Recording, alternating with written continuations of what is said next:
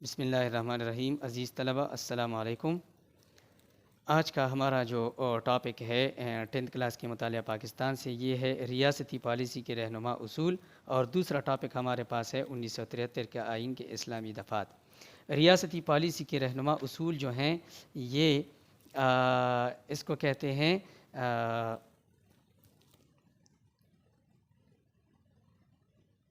Principles of state policy.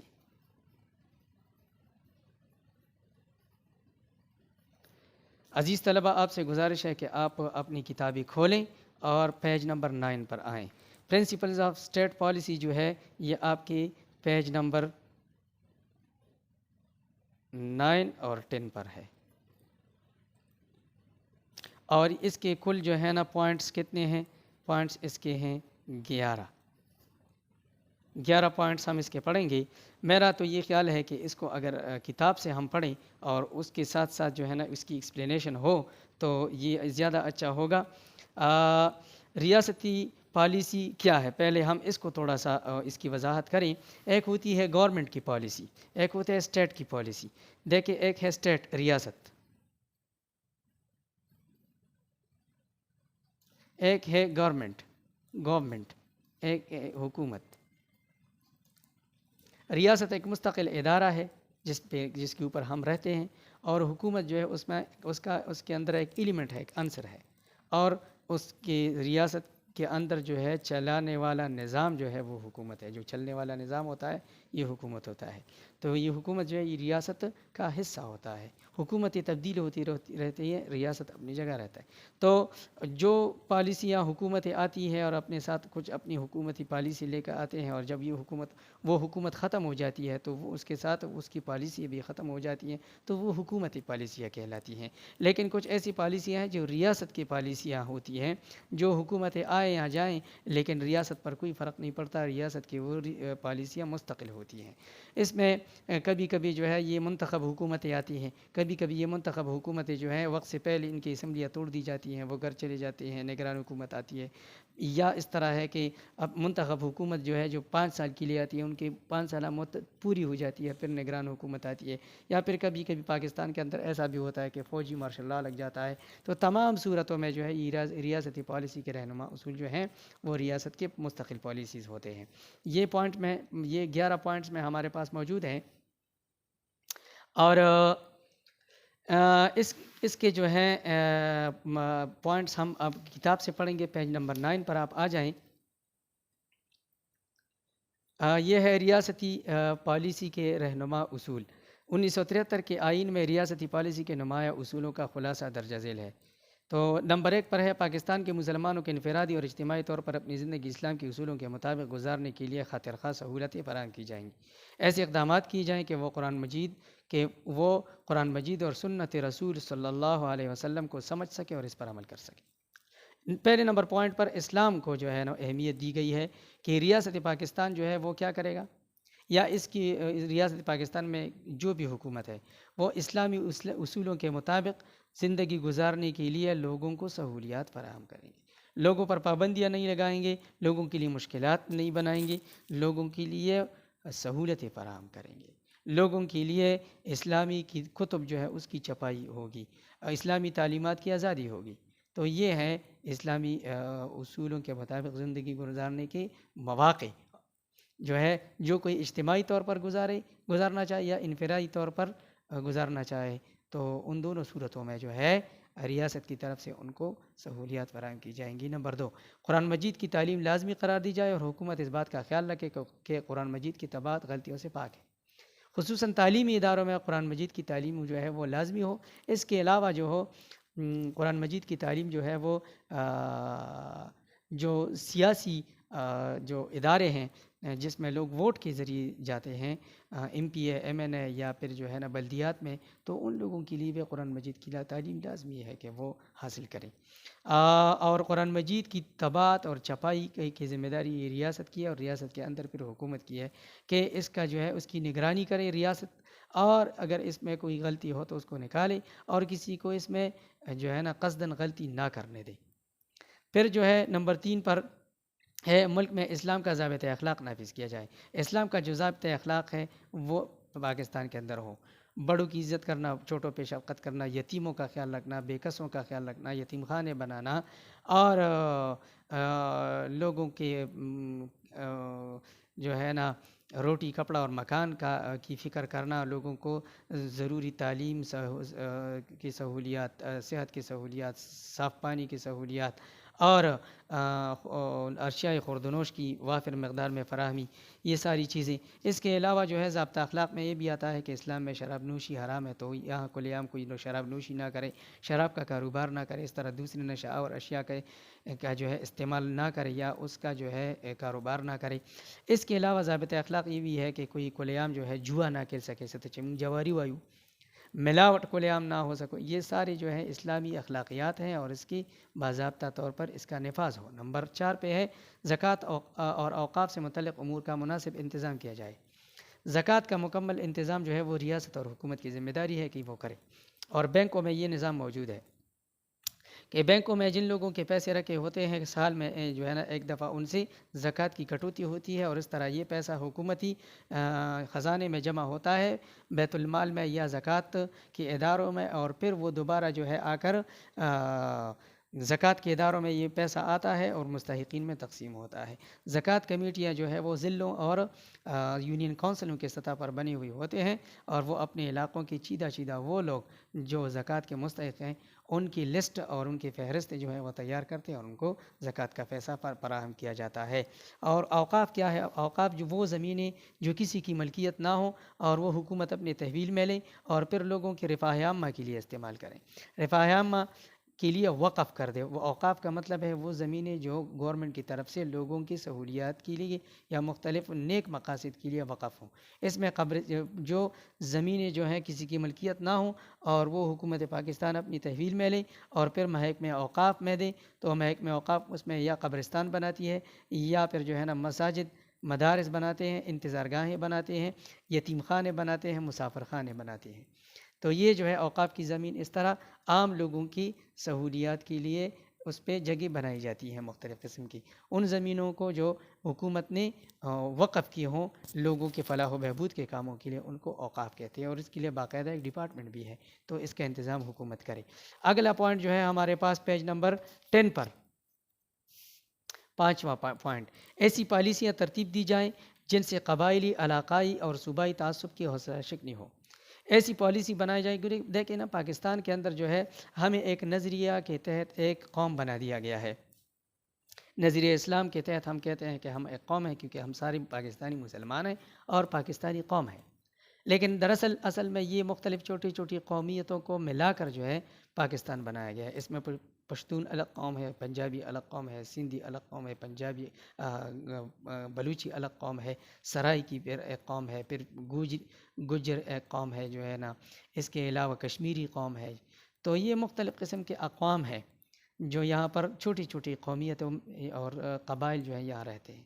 تو ریاست پاکستان کے اندر ایسی پالیسی بنائی جائے کہ جس کے ذریعے سے اس قسم کے تعصبات اور اس قسم کی تنگ نظری اور اس قسم کی سوچ لوگوں میں پیدا نہ ہو، صوبائیت لوگوں پر حاوی نہ ہو، قوم پرستی جو ہے وہ لوگوں پر حاوی نہ ہو. کیونکہ یہ تجربہ ہم پہلے کر چکے ہیں.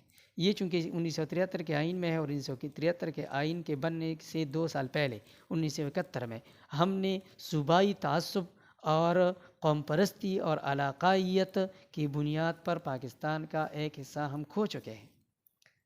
مشرقی پاکستان جس میں بنگالی رہتے تھے، وہاں ان لوگوں کا جو ہے تحریک پاکستان میں ان کا حصہ تھا، انہوں نے بڑی قربانیاں دی ہے، ان کا کردار رہا ہے. لیکن جب پاکستان بن گیا تو زیادہ تر سہولیات اور زیادہ تر کنسٹرکشنز اور ترقی کے سارے کام جو ہیں وہ یہاں مغربی پاکستان میں ہوتے رہے، اور وہ لوگ جو ہیں وہ ان مختلف ترقیوں سے کے کاموں سے ان کو محروم رکھا گیا. تو ان میں وہ محرومی بڑھتی چلی گئی، اور پھر وہ محرومیت اور وہ نفرت بڑھتی چل کر زبان تک پہنچ گئی کہ لسانی بنیادوں پر کہ پنجابی ہمارے ساتھ بڑے جو کر رہے ہیں، ہم بنگالی ہیں، اور پھر قوم پرستی کہ ہم بنگالی قوم ہیں. اور اس قوم پرستی کی وجہ سے پھر انہوں نے کہا کہ ہم نے ان لوگوں کے ساتھ نہیں رہنا، اور اس طریقے سے 16 دسمبر 1971 کو وہ ہم سے جدا ہوئے. تو یہ تعصبات کی وجہ سے. تو ابھی جو باقی ماندہ پاکستان ہے، اس میں ایسی پالیسیاں ترتیب دی جائیں کہ اس طرح کی چیزیں جو ہے وہ جنم نہ لینے، وہ سر نہ اٹھائیں، تاکہ پاکستان کی وہ کل قومیت جو ہے پاکستانیت وہ ختم نہ ہو. اور پسماندہ لوگوں کی تعلیمی اور معاشرتی ترقی کے لیے ضروری اقدامات کیے جائیں. پسماندہ لوگ ہی اٹھ کر پھر جدائی اور علیحدگی کی باتیں کرتے ہیں. تو پسماندہ لوگوں کی تعلیم اور معاشرتی ترقی سوشل سیکٹرز میں جو ہے صحت، تعلیم، سڑکیں، روزگار، یہ ساری چیزیں آتی ہیں. تو یہ ساری چیزیں جو ہے وہ پسماندہ علاقوں تک بھی ان کا جال بچھایا جائے اور ان کو ترقی دی جائے. نمبر 6، زندگی کے ہر شعبے میں عورتوں کی شرکت کی حوصلہ افزائی کی جائے. شادی بیاہ اور عائلی زندگی کو ضروری تحفظ دیا جائے.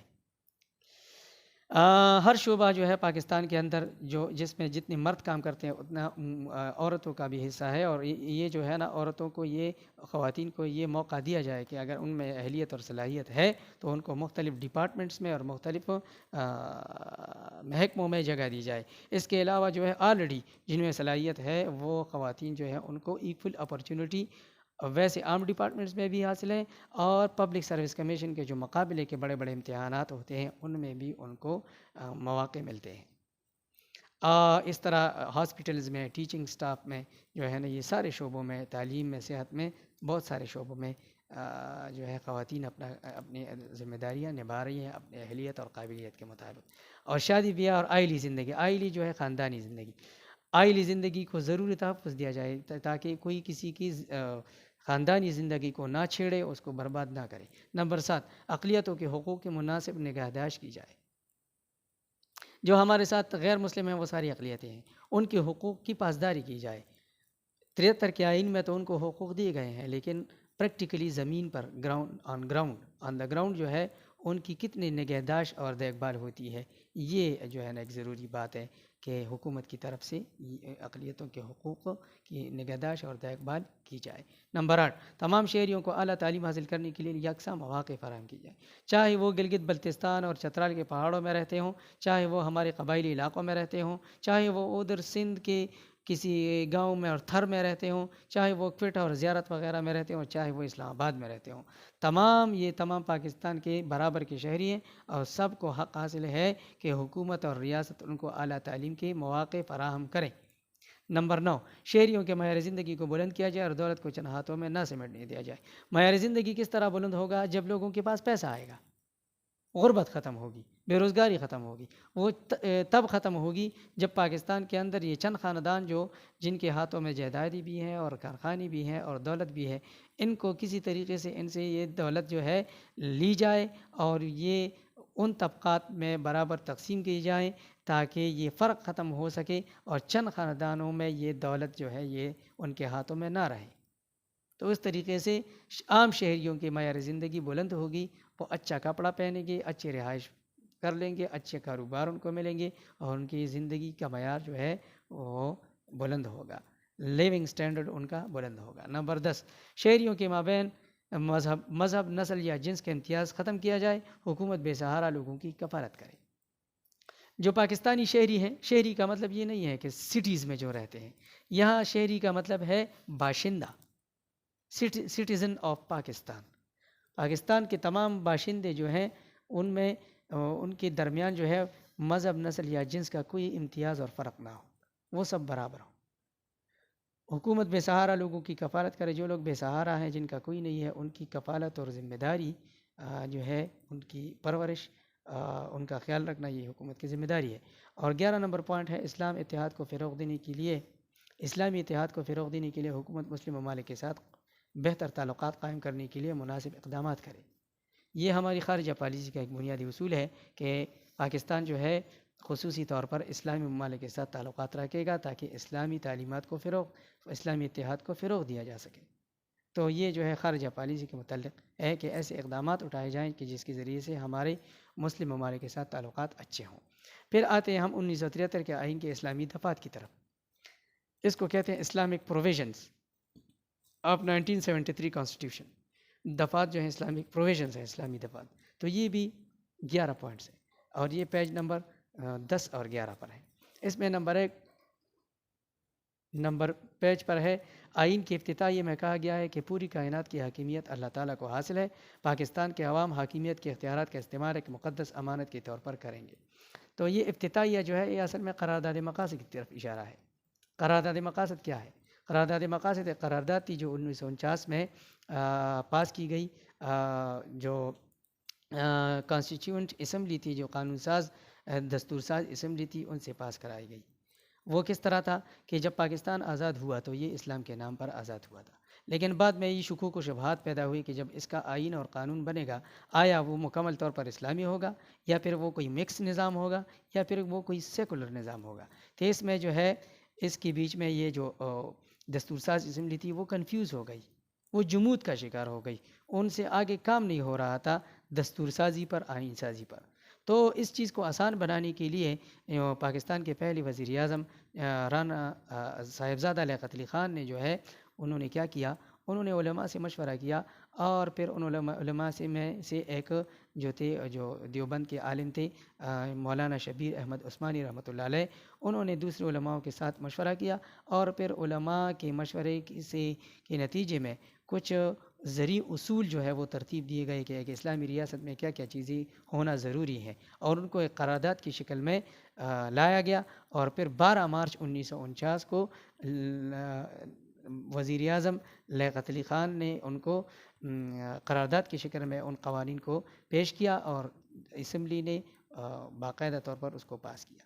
تو یہ جو ہے یہ قرارداد مقاصد پھر 1956 کے آئین میں بھی افتتاحیہ کے طور پر رکھا گیا۔ افتتاحیہ کا مطلب یہ ہے کہ جب کوئی چیز شروع ہوتی ہے، آپ کی کتاب شروع ہوتی ہے کوئی، تو اس کا افتتاحیہ کیا ہے؟ سبقوں کے جو فہرست ہوتے ہیں، سبق کے جو فہرست ہوتے ہیں، یہ اس کا افتتاحیہ ہے، یہ افتتاحیہ ہے، فہرست مضامین یہ افتتاحیہ ہے۔ تو اس طرح جو ہے جب آپ آئین کھولتے ہیں تو اس کے سٹارٹ میں جو ہے یہ قرارداد مقاصد موجود ہوگا۔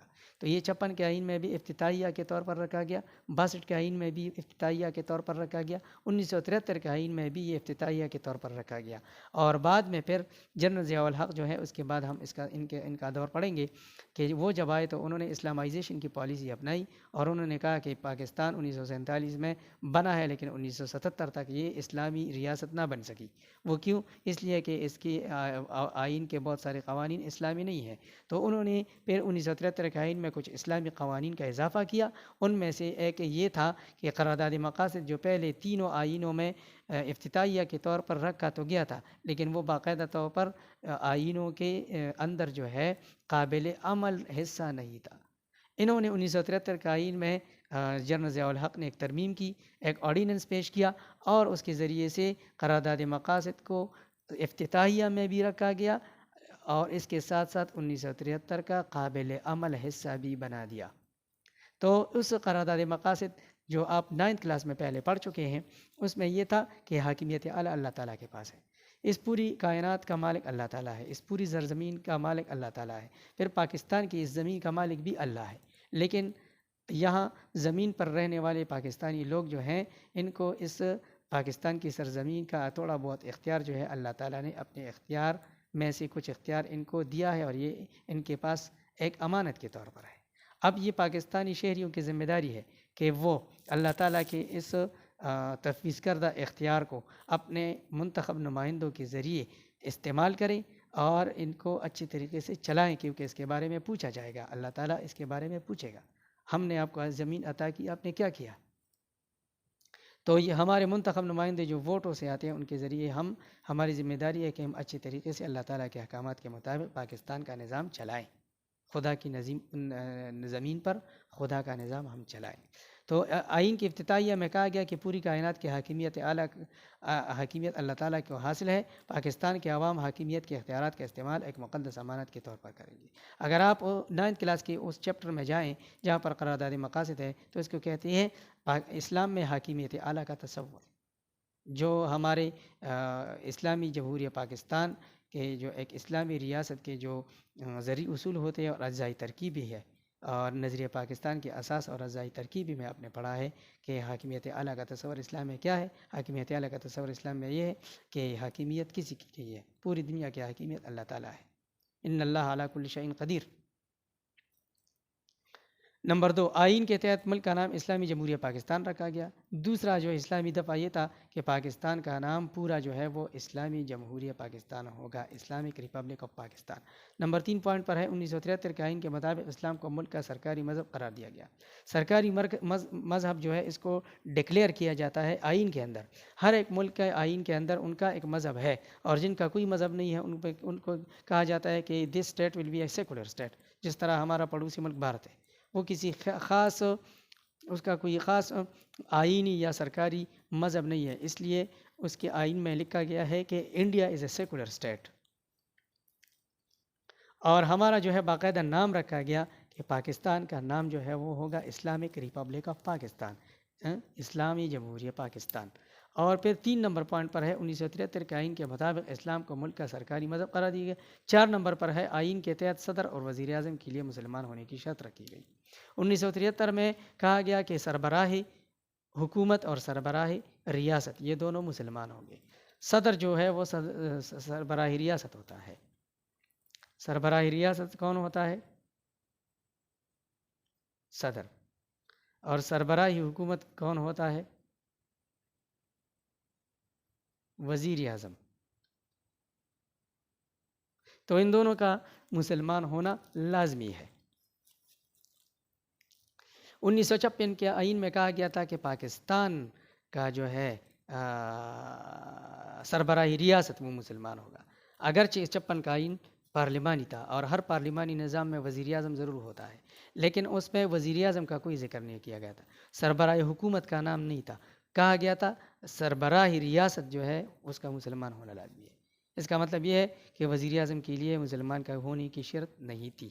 پھر 62 کا آئین جو تھا وہ 73 وہ صدارتی 1962 کا آئین جو تھا وہ جنرل ایوب خان نے بنایا تھا اور وہ ایک صدارتی نظام تھا، تو اس میں تو وزیر اعظم تھا نہیں، اس میں بھی یہ کہا گیا کہ سربراہی حکومت کا مسلمان ہونا لازمی ہے۔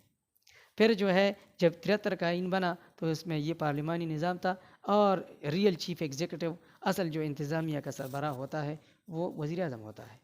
تو صدر اور وزیر اعظم دونوں جو ہے وہ ضرور بضرور مسلمان ہوں گے، اس میں کوئی وہ دو رائے نہیں ہے کہ کوئی غیر مسلم آ کر جو ہے وہ پاکستان کا صدر یا وزیر اعظم بنے گا۔ اچھا، پھر اگلا 5واں نمبر پوائنٹ پر ہے، ہم آتے ہیں کہ ملک میں کوئی نیا قانون اسلام کے منافی نہیں بنایا جائے گا اور مروجہ قوانین کو اسلامی اصولوں کے مطابق بنانے کے لیے فوری اقدامات کیے جائیں گے۔ نیا قانون ایسا نہیں بنایا جائے گا جو اسلام کی تعلیمات کے خلاف ہو، اور جو موجودہ قوانین ہیں وہ بھی اسلامی اصولوں کے مطابق ڈالے جائیں گے۔ اگر اس میں کچھ غلطیاں ہیں تو اس کو درست کر کے اسلامی قوانین کے مطابق بنائے جائیں گے۔ نمبر 6، پاکستان کے مسلمانوں کو اس قابل بنایا جائے گا کہ وہ اپنی انفرادی اور اجتماعی زندگی کو قرآن و سنت کے مطابق ڈھال سکیں۔ مسلمانوں کے لیے، پاکستان کے مسلمانوں کے لیے ایسے مواقع فراہم کیے جائیں گے کہ وہ اپنی انفرادی کوئی اپنی زندگی بنانا چاہے یا اجتماعی طور پر پورا معاشرہ قرآن و سنت کے مطابق اپنی زندگی گزارنا چاہے تو وہ آسانی سے گزار سکے، ان پر کوئی پابندی نہ ہو بلکہ ان کے لیے سہولیات ہو۔ نمبر 7، 1973 کے آئین میں مسلمان کی تعریف کی گئی جس کی روسی ختم نبوت پر ایمان لانا لازمی ہے۔ اس آئین کی روسی مرزائیوں کو غیر مسلم اقلیت قرار دیا گیا۔ 1973 سے پہلے یہ قادیانی جو ہے یہ فرقہ موجود تھا اور یہ اپنے آپ کو مسلمان کہتے ہیں، لیکن یہ مسلمان اس لیے نہیں ہے کہ پیارے نبی صلی اللہ علیہ وسلم کے بعد کوئی نبی نہیں ہے، اور ان کا جو یہ ایک جس شخص کو اپنا پیغمبر مانتے ہیں مرزا غلام احمد قادیانی، وہ جو ہے وہ نبوت کا دعویٰ کر رہے تھے اور ان کی اپنی ایک مذہب ہے۔ تو جی اب یہ لوگ حضور صلی اللہ علیہ وسلم کا نام بھی لیتے ہیں تو اصل میں مرزا احمد قادیانی کی طرف اشارہ ہوتا ہے، لہٰذا یہ غیر مسلم ہے، کیونکہ پیارے نبی صلی اللہ علیہ وسلم نے فرمایا انا خاتم النبیین لا نبی بعدی، میں آخری نبی ہوں، میرے بعد کوئی نبی نہیں آئے گا۔ تو جو پیارے نبی صلی اللہ علیہ وسلم کے بعد نبی کسی کو نبی مانتا ہے تو وہ غلط راستے پر ہے، وہ غیر مسلم ہے۔ اس وجہ سے ان لوگوں کو ڈائریکٹ تو نشانہ نہیں بنایا گیا، لیکن انڈائریکٹ طریقے سے پاکستان کے آئین کے اندر مسلمان کی تعریف ڈال دی گئی، ڈیفینیشن کہ جب جو بندہ اس ڈیفینیشن پر پورا اترے گا وہ مسلمان ہوگا، جو بندہ اس ڈیفینیشن پورا نہیں اترے گا اس ڈیفینیشن پر وہ مسلمان نہیں ہوگا۔ وہ ڈیفینیشن کیا تھی کہ وہ بندہ مسلمان ہوگا جو اللہ تعالیٰ کی وحدانیت پر ایمان رکھتا ہو اور پیارے نبی صلی اللہ علیہ وسلم کی ختم نبوت پر ایمان رکھتا ہو. Believe in oneness of God and finality of prophet Muhammad صلی اللہ علیہ وسلم، کہ اللہ تعالیٰ ایک ہیں اور پیارے نبی صلی اللہ علیہ وسلم اللہ تعالیٰ کے آخری نبی ہیں. یہ ہے ختم نبوت. تو اگر یہ دونوں چیزیں کوئی بندہ مانتا ہے وہ مسلمان ہے، اگر اس سے کوئی غیر بات مانتا ہے تو وہ مسلمان نہیں ہے. لہٰذا اس سے پھر کیا ہوا، آٹومیٹکلی جو مرزائی جو ہیں، جن کو احمدی بھی کہتے ہیں، مرزائی بھی کہتے ہیں، قادیانی بھی کہتے ہیں، وہ آٹومیٹکلی اس ڈیفینیشن کے لحاظ سے وہ اسلام سے خارج ہوئے اور وہ غیر مسلم قرار دیے گئے. یہ تب کیا گیا 1973 میں آئین بنا، اور ایک سال بعد 1974 میں اس آئین کے اندر دوسری ترمیم کے ذریعے یہ بات شامل کی گئی کہ مسلمان کی تعریف شامل کی گئی اور قادیانیوں کو غیر مسلم قرار دیا گیا. نمبر 8 پر ہے، آئین میں وعدہ کیا گیا کہ قرآن مجید اور اسلامیات کی تعلیم لازمی قرار دینے کے لیے اقدامات کیے جائیں گے. وہ ہو رہی ہے حکومتی سطح پر، کیونکہ پورے اور موجودہ حکومت نے بھی بڑا کنٹریبیوشن کیا ہے. جو اچھی باتیں ہیں وہ ہم سب کی کریں گے، جو بری باتیں ہیں وہ ہم سب پر تنقید کریں گے. ہم نہ کسی خاص پارٹی کی تعریفیں صرف کریں گے، ان کی ترویج کریں گے، نہ کسی خاص پارٹی کو بلا وجہ تنقید کا نشانہ بنائیں گے. ہمارا ایک سبجیکٹ ہے اور اس سبجیکٹ کے مطابق ہم بیلنس رکھیں گے. ایکیڈیمکلی ایک ایکیڈیمک ڈیبیٹ ہوتا ہے، ایک پولیٹیکل ڈیبیٹ ہوتا ہے.